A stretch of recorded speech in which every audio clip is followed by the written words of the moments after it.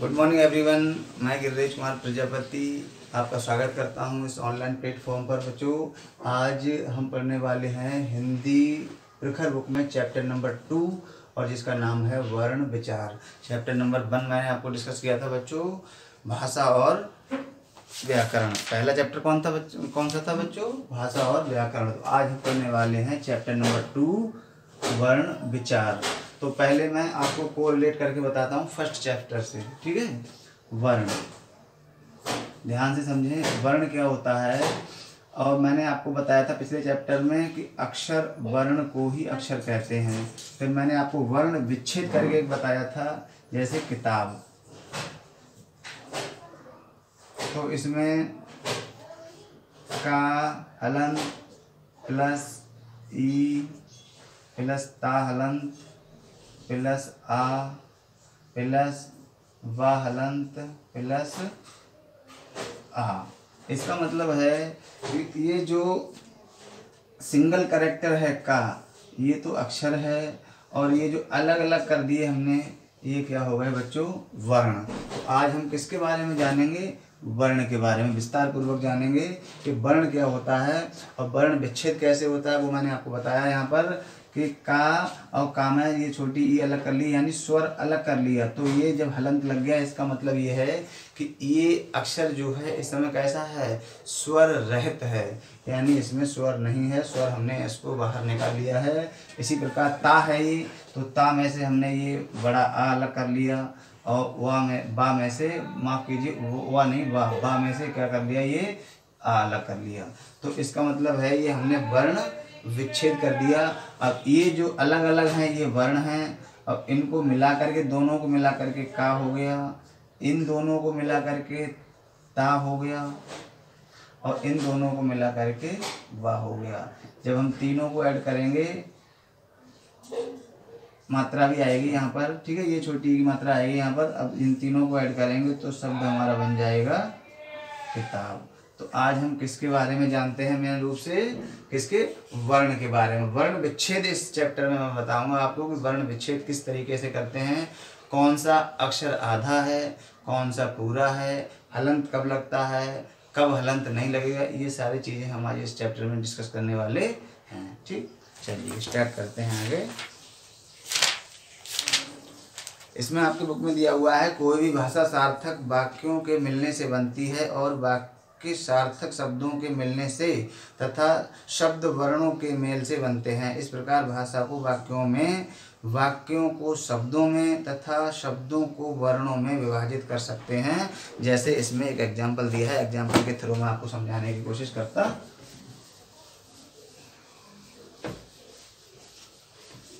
For example है, रमेश आम खाता है। जैसे रमेश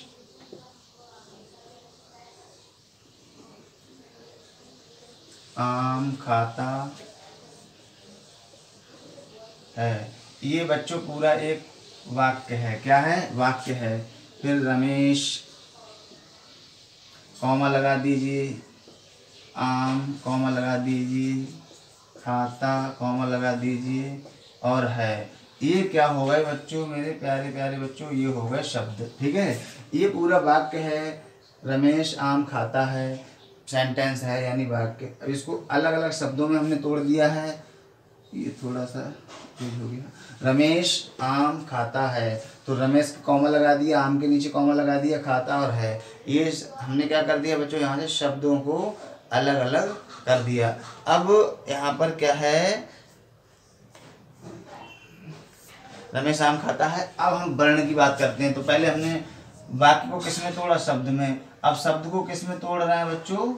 वर्ण में। जैसे अब रमेश है,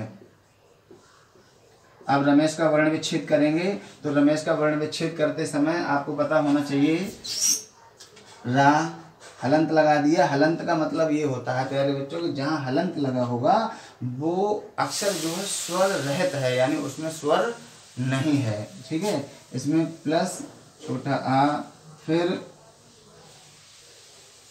माँ पे हलंत लगा दिया, और फिर ए।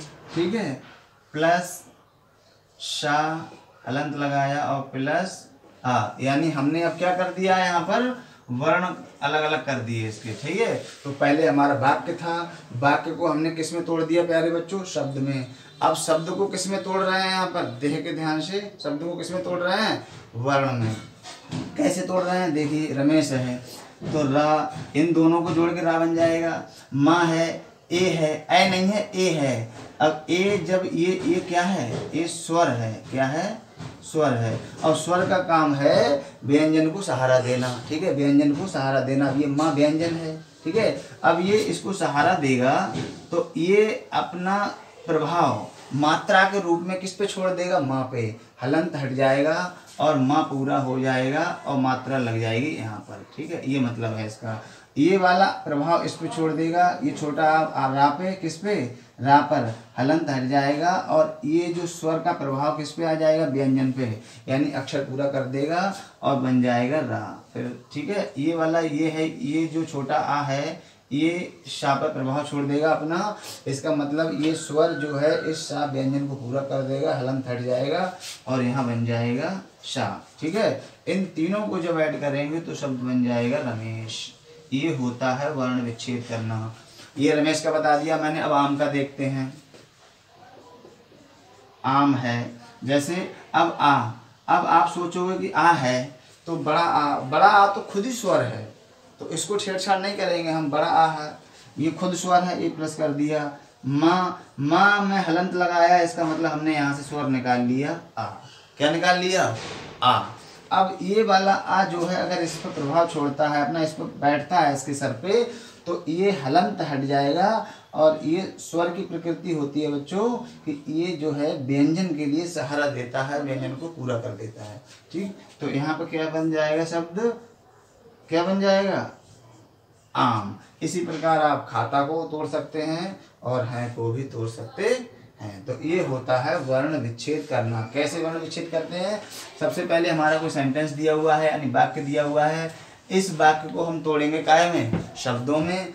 और शब्द हमने कैसे तोड़े, रमेश, फिर कॉमा लगाया, आम खाता है। और शब्दों को हम किस में तोड़ रहे हैं बच्चों, वर्ण में। किसमें तोड़ रहे हैं, वर्ण में।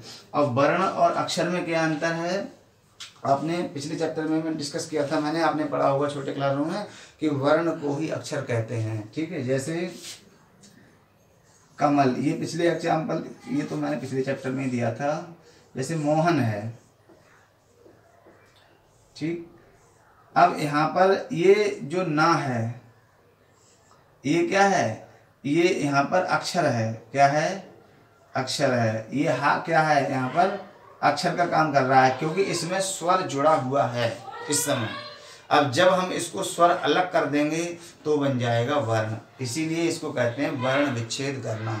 जैसे माँ हलंत लगा दिया, ओ, ठीक है। फिर हा पर हलंत लगा दिया, आ, प्लस ना हलंत लगा दिया और आ, ठीक है। इसका मतलब ये है, ये वर्ण विच्छेद हो गया। अगर हम इसको कंबाइन करते हैं, जोड़ते हैं, तो फिर मैं बताता हूँ आपको इस ओ का प्रभाव कहाँ पर आएगा, माँ पर। स्वर की प्रकृति होती है व्यंजन को सहारा देकर व्यंजन को पूरा करना, ठीक है। अब ये हो जाएगा मुँह प्लस ये दोनों मिलके हा बन जाएंगे और ये मिलके क्या बन जाएगा, ना। तीनों जब जोड़ेंगे तो शब्द बन जाएगा मोहन। इसका मतलब ये हुआ कि ये जो सिंगल सिंगल लिखे हुए हैं ना, हा और माँ, ये अक्षर हैं। अब इनको अलग अलग कर दिया तो ये कहलाएंगे वर्ण, ठीक है। ये क्या कहलाएंगे, वर्ण। ये अंतर है, बेसिक अंतर वर्ण में और अक्षर में। चलिए, मुझे लगता है ये आपको क्लियर हो गया होगा। इसको मैं हटाता हूँ अब।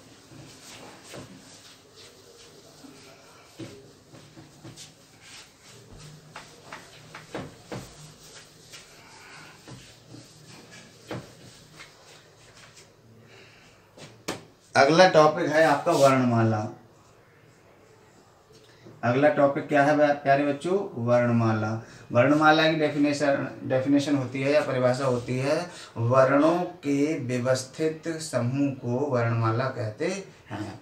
वर्णों के व्यवस्थित समूह को वर्णमाला कहते हैं। जैसे का, खा और गा, ये क्या हैं, ये सारे अक्षर हैं। क्या हैं, अक्षर, अलग अलग अक्षर हैं, ठीक है। अब इसको वर्ण बनाएंगे तो वर्ण कब बनेगा, ये अब हो गए वर्ण। अब क्या हो गए, वर्ण हो गए, और ये सिंगल क्या है, अक्षर। तो वर्णों के व्यवस्थित क्रम को क्या कहते हैं, वर्णमाला कहते हैं। और वर्णमाला में आगे क्या होता है, आगे समझते हैं। स्वर और व्यंजन, ये वर्णमाला पहले पिछली क्लासों में पढ़ी है, एक बार फिर से पढ़ते हैं। स्वर कितने होते हैं हमारे, 11। कौन कौन से होते हैं, छोटा आ, बड़ा आ, छोटी ई, बड़ी ई, छोटा ऊ, बड़ा ऊ, री, ए, ओ और औ। 1 2 3 4 5 6 7 8 9 10 11, यानी 11 स्वर हो गए हमारे।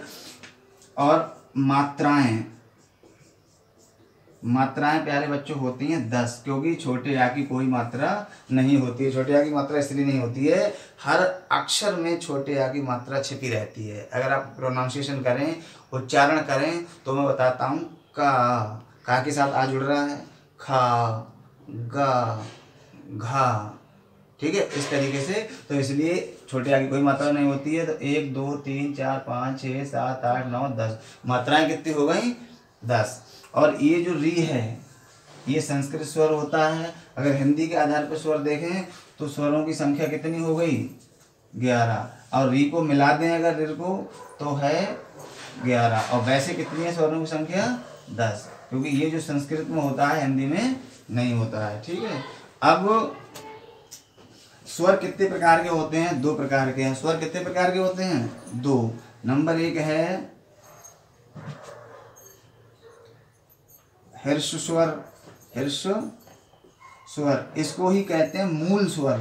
हर्ष स्वर को ही कहते हैं मूल स्वर। इसका थोड़ा इरेज करता हूँ, तब आपको क्लियर होगा थोड़ा।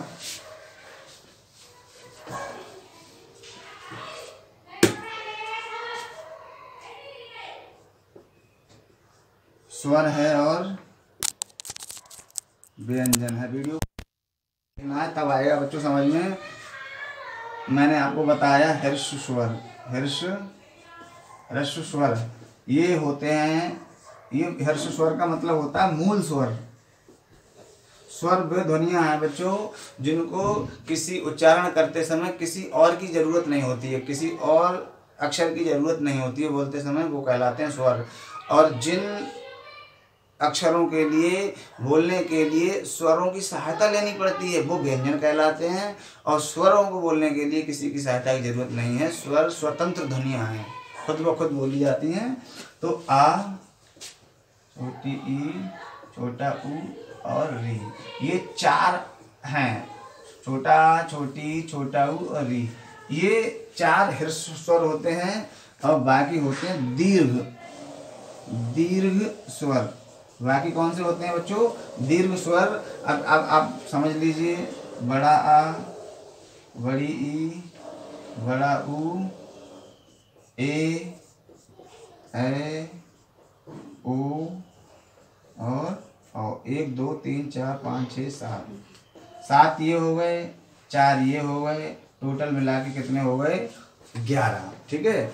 एक होता है प्लुत स्वर, प्लुत स्वर। इसका अब हमारे हिंदी भाषा में ज़्यादा यूज नहीं है, लेकिन मैं बता दे रहा हूँ आपको कि देखो, अगर स्वर का उच्चारण, ह्रस्व स्वर का उच्चारण करेंगे तो थोड़ा कम वेग लगाना पड़ेगा मुंह से, श्वास वायु हमारी हल्के से निकलेगी।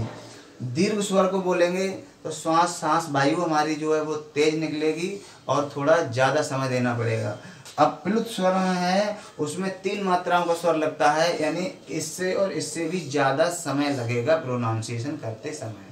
ठीक है। जैसे छोटा आ, अब बड़ा आ कुछ समय ज़्यादा लगा। अब ये प्लुत स्वर ओ, फिर ई, ओम, ये उच्चारण करते ओम, आपने उच्चारण किया होगा पहले। तो ये जो है कौन सा स्वर कहलाता है, प्लुत स्वर। लेकिन हिंदी भाषा में इसका यूज अब नगण्य है। नगण्य का मतलब ना के बराबर है। तो हमें ज़्यादातर यही जानने हैं, ह्रस्व स्वर कौन से हैं, छोटा, छोटी, छोटा ऊ, री। दीर्घ स्वर कौन से हैं, बड़ा, बड़ी, बड़ाऊ, ए, ओ और। ये 7 और 4 11 हो गए। और प्लुत स्वर क्या है, ओ एम। मतलब इसमें थोड़ा कम समय लगेगा, इससे भी थोड़ा ज़्यादा समय लगेगा दीर्घ स्वर में, और दीर्घ स्वर से भी ज़्यादा समय लगता है प्लुत स्वर में। तो ये आई होप मुझे लग रहा है क्लियर हो गया होगा आपको कि स्वर और व्यंजन कौन कौन से होते हैं। एक तो ह्रस्व स्वर है, एक दीर्घ स्वर है, और एक प्लुत स्वर है। स्वर का मामला हो गया क्लियर। अब हम समझाते हैं आपको व्यंजन।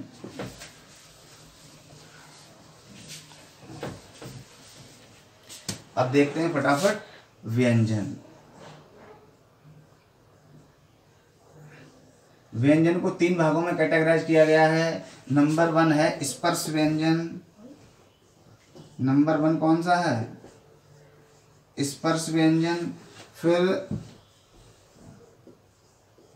अंतस्थ व्यंजन, और उसके बाद में है ऊष्म व्यंजन।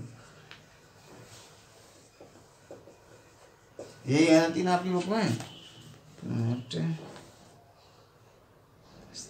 ठीक, यही है। स्पर्श व्यंजन है, अंतस्थ व्यंजन है, और ऊष्म व्यंजन है। स्पर्श व्यंजन कौन से होते हैं?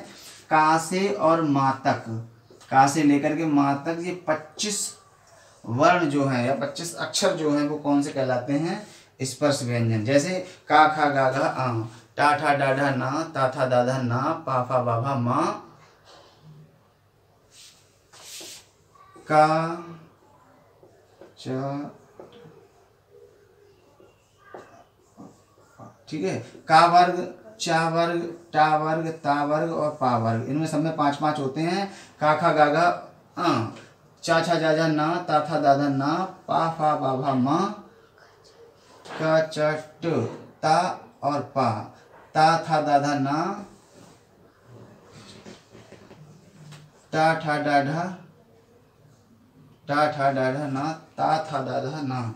एक मिनट, टा ठा डा ढा अणा, थोड़ा गलत प्रोनाउंसिएशन कर दिया मैंने, मैं सही करता हूँ अपनी बात को एक बार। का खा गा घा आ, चा छा जा जा वा, टा ठा डा ढा अणा, ता था दा धा ना, और पा फा बा भा मा। अब हो गया क्लियर, ठीक है। कहो तो लिख के दिखाऊं आपको, वैसे समझ गए आप, आगे बुक में चेक कर लेना आप। तो ये 5 जो हैं क्या हैं, इसको क्या बोलते हैं? वर्ग, ठीक है। ये का वर्ग है, ये चा वर्ग है, टा वर्ग है, ता वर्ग है, पा वर्ग है। तो का से लेकर के और मा तक, पा फा बा भा मा, यहाँ 25 वर्ण हैं जो वो कहलाते हैं स्पर्श व्यंजन।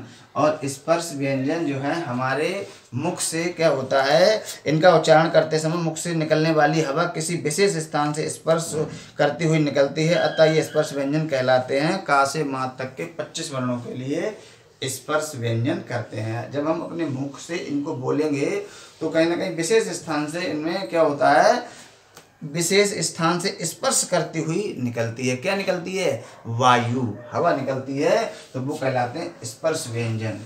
अंतस्थ व्यंजन, अंतस्थ व्यंजन होते हैं 4, या रा ला और वा, या रा ला और वा, ये 4 होते हैं अंतस्थ व्यंजन।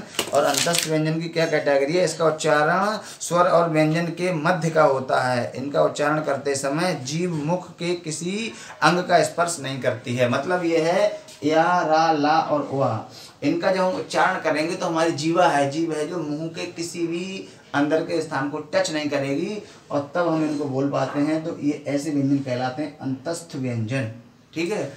ऊष्म व्यंजन ये होते हैं शा, शा और श और हा।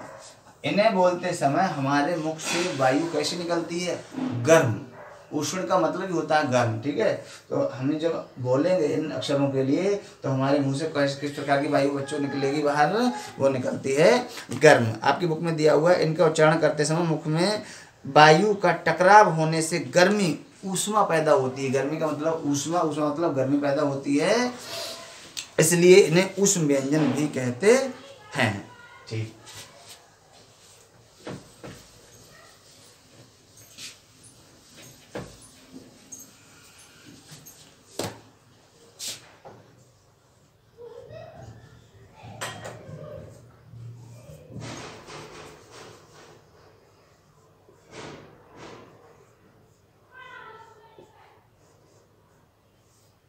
का ख बहुत हो जाएगा, इतना समय बहुत लंबा वीडियो में आपको हिंट बताता हूँ आपके। देखिए का, चा, टा, ता और पा। का वर्ग, चा वर्ग, टा वर्ग, ता वर्ग और पा वर्ग। का वर्ग को कहते हैं मूर्धा, मूर्धा नहीं कंठ।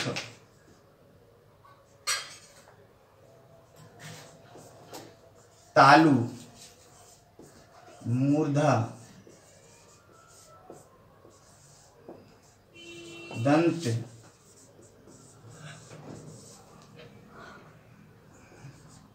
ओष्ठ। कंठ, तालु, मूर्धा, दंत और ओष्ठ।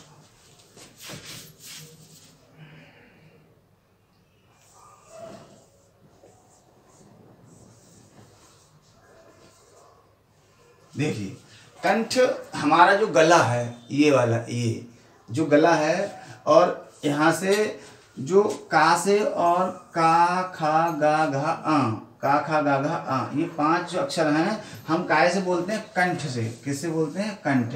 ये वाला जो है वो क्या है?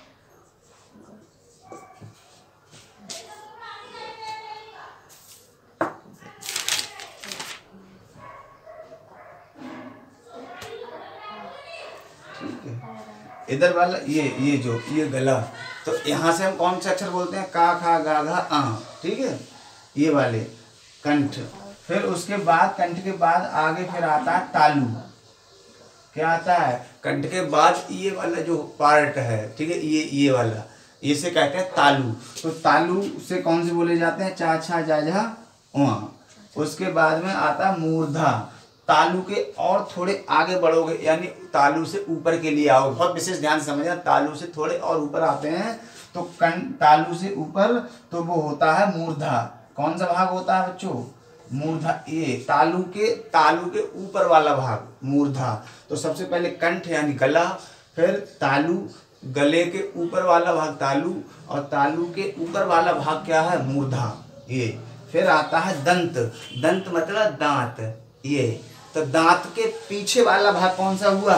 मूर्धा भाग। दांतों के पीछे का भाग और जीभ के ऊपर का भाग क्या हुआ? मूर्धा। ध्यान से समझना, ठीक है। तो पहले कंठ आता है, गला, फिर आता है तालु, गले के ऊपर वाला भाग, फिर आता है मूर्धा, गले के ऊपर और किसके? दांतों के पीछे का भाग होता है मूर्धा, और दंत यानी ये दांत, ये दंत हैं। इससे जिन अक्षरों का उच्चारण होगा वो दंत कहलाएंगे, दंतोष्ठ, ठीक है। दंत उच्चारण है और उनसे बनने वाले शब्द क्या है? दंतोष्ठ। मैं बताऊंगा आगे अभी हाल आपको। उसके बाद है ओष्ठ।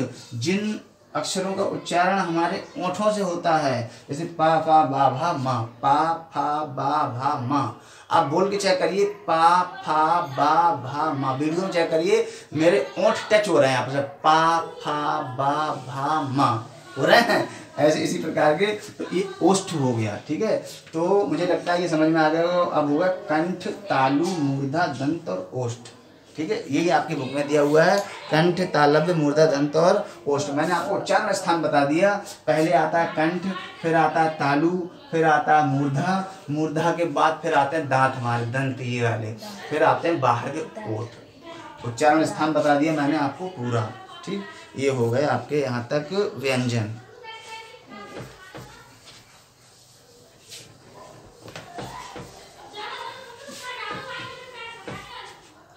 उसके बाद में है आपका अयोगवाह। अयोगवाह क्या होता है?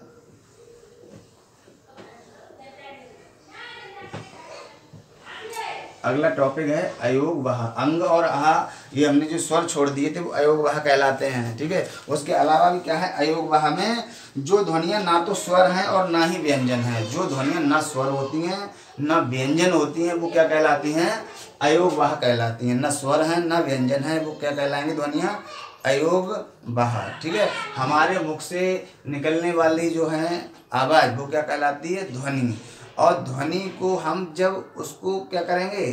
चिन्हों के माध्यम से लिखेंगे, वही कहलाएंगे अक्षर। वो क्या कहलाएंगे? अक्षर, ठीक है। आगे है इसमें अनुस्वार है, अनुनासिक है और विसर्ग है। ये जो बिंदी लगाते हैं हम, ये क्या कहलाता है? अनुस्वार। जैसे अंकल, मंजन, ये इसके एग्जाम्पल हैं, ठीक है। इसमें दिया हुआ है कि जिस स्वर का उच्चारण केवल नाक से किया जाता है, केवल नाक के द्वारा किया जाएगा, वो क्या कहलाएंगे अनुस्वार। जैसे अंकल, मंजन उच्चारण करके देखो आप, नाक से हो रहा है। उसके बाद में अनुनासिक, ये चंद्रबिंदु जिसे बोलते हैं, चंद्रबिंदु, जैसे हम बदायूं लिखते हैं अपना। अनुनासिक वो होता है जिसका उच्चारण करते समय मुंह और नाक दोनों से होता है, मुंह के द्वारा भी होगा और नाक के द्वारा भी होगा, तो वो कहलाएगा, क्या कहलाएगा, अनुनासिक। अब जैसे बदायूं, तो यहाँ नाक और मुंह दोनों से उच्चारण हो रहा है, यहाँ आप समझ सकते हैं। अगला है विसर्ग। अगला क्या है, विसर्ग। जैसे अतः, हा का उच्चारण आएगा बाद में, प्रायः, ठीक है। और एक वर्ड दिया हुआ है आपके इसमें क्रमशः, तो उच्चारण किसका आता है, लास्ट में हा का आएगा, ठीक है। विसर्ग में किसका उच्चारण आता है, हा का। से अतः, प्रायः, क्रमशः अगर उच्चारण करोगे आप तो देखिए आप ध्यान से, ठीक है। तो ये हो गया आपका अनुस्वार हो गया, अनुनासिक हो गया, और ये हो गया विसर्ग। अनुस्वार, अनुनासिक और विसर्ग। फिर चेक करते हैं एक बार, केवल नाक से स्वर निकलता है, आवाज निकलती है, वो कहला अनुस्वार। अनुस्वार को हमें हिंदी भाषा में कहते हैं ये अंकी बिंदी है, क्या कहते हैं, ये अंकी बिंदी है, वही अनुस्वार है ये। तो अंकल और मंजन केवल नाक के द्वारा स्वर निकल रहा है, नाक और मुंह दोनों के द्वारा निकलेगा तो वो कहलाएगा अनुनासिक, जिसको कहते हैं चंद्रबिंदु है, ठीक है। अब ये है विसर्ग। विसर्ग में दिया हुआ है, विसर्ग का उच्चारण हा के समान होता है, जैसे प्रायः, हा आ रहा है, क्रमशः, ठीक, और अतः, ऐसे लास्ट में जब हा का उच्चारण होगा तो वो कहलाएगा विसर्ग। तो ये हो गया अनुस्वार, ये अनुनासिक, और ये हो गया विसर्ग। ये कहलाते हैं अयोग वह, ये न स्वर होते हैं और न व्यंजन होते हैं। चलिए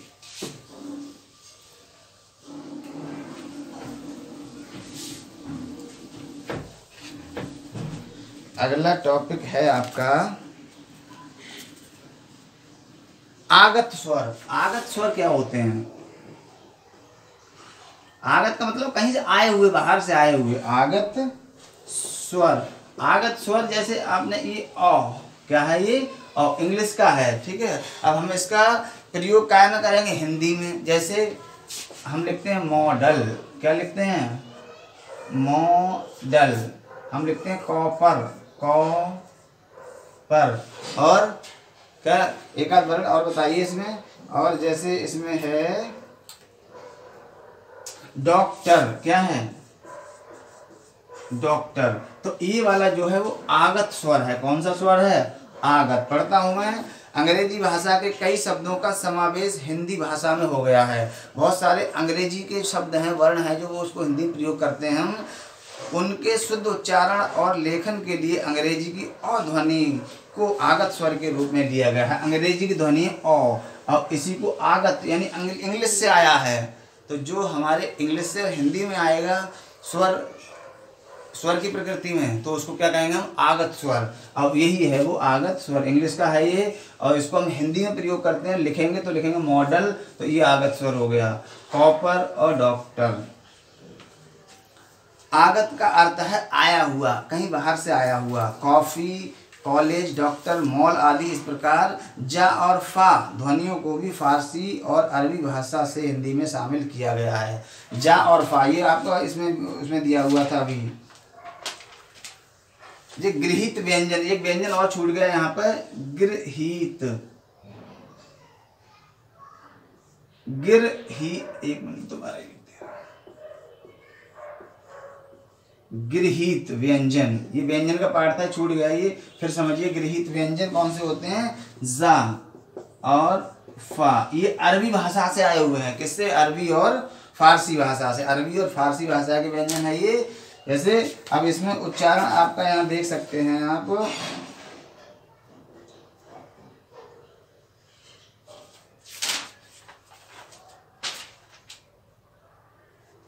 जैसे जरूर, जरूर, जरूर, ठीक है। एक तो होता है जरूर। इस नुक्ता का क्या यूज है मैं आपको बताता हूं, ये बड़े की मात्रा लगी है राह में, ठीक, कंफ्यूज मत होना। एक तो लिखा है जरूर, उच्चारण समझे, माइक लगाए, आपको आवाज आ रही हो, जरूर। एक है जरूर, ठीक। जैसे एक वर्ड है रजा, अब बिंदी लगा दोगे यहाँ पर, ये नुक्ता तो हो जाएगा रजा। तो ये प्रोनाउंसिएशन में बेसिक अंतर होता है, ठीक। ये आगत स्वर का मामला फिनिश हो गया, इसे हटाता हूँ मैं।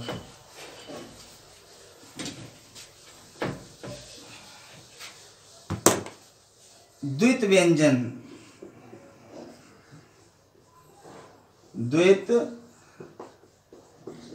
व्यंजन वो व्यंजन कहलाते हैं जो स्वर रहित, एक ही व्यंजन स्वर रहित और स्वर सहित आएंगे साथ साथ में, तो वो कैसे कहलाएंगे? द्वित व्यंजन। जैसे आधा का और पूरा का, जैसे आधा टा और पूरा टा, ये कहलाते हैं द्वित व्यंजन। तो इसमें एक व्यंजन तो ये है स्वर रहित, ये वाला, एक है स्वर सहित। ये आधा टा है, इस पे हलंत लगा है, ठीक है। ये आधा का है, तो आधे का को हम किस तरीके से लिखेंगे? ऐसे करके, और पूरे का को ऐसे करके लिखेंगे, सही है। तो ये दोनों इक्वल टू लगा दिए मैथमेटिक्स के हिसाब से। मैथमेटिक्स के हिसाब से ये हम तभी लगा सकते हैं जब इस तरीके की पोजीशन होगी। 2 + 2 = 4, इक्वल टू तभी लगाया जाएगा, दोनों साइड है, लेफ्ट हैंड साइड बराबर, राइट हैंड साइड दोनों बराबर, ऐसे यहाँ पर है। तो ये जब आधा का है तो आधे का को रूपांतरित कर दिया है मैंने, किसमें? हलंत लगा के, ठीक है। तो ये हो गया इसके स्वर रहित और ये है स्वर सहित। तो इस तरीके के जहाँ वर्ण मिलेंगे आपको अक्षर, ये कहलाते हैं द्वित व्यंजन। क्या कहलाते हैं? द्वित व्यंजन। अब इसमें जैसे पक्का बहुत सारे हैं, खट्टा, ठीक है, बना सकते हैं आप। इसमें दिए हुए हैं आपके कच्चा, बल्ला, बिल्ली, फट्टा, बहुत सारे दिए हुए हैं, ठीक। आप बना सकते हो आराम से, कोई दिक्कत नहीं है। ये द्वित व्यंजन हो गया।